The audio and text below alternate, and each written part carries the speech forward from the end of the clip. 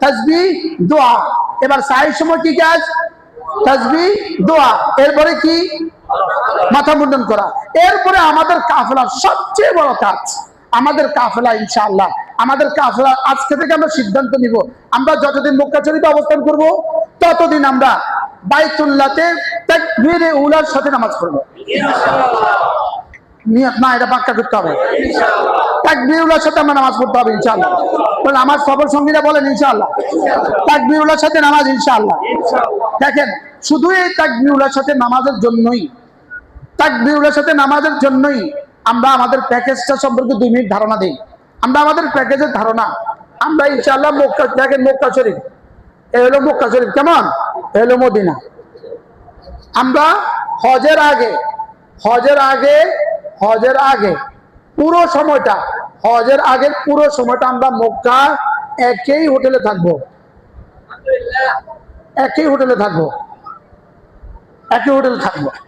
হজের আগের পুরো সময় আমরা মক্কা শরীফে একই হোটেলে থাকবো।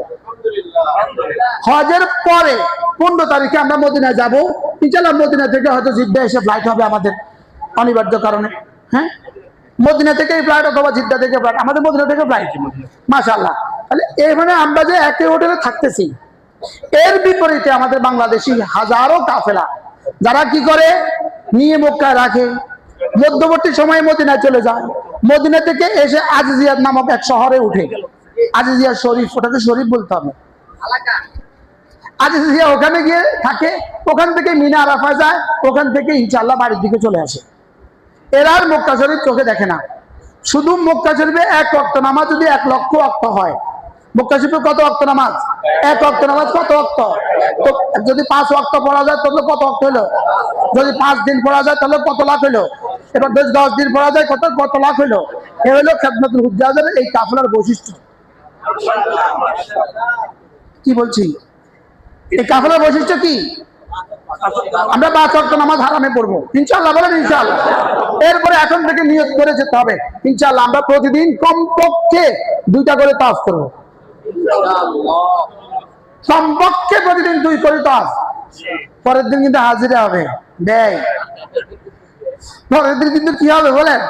ওই যে মজলিসে হাজিরা হবে, ভাই কার কয়টা তাওয়াফ হয়েছে।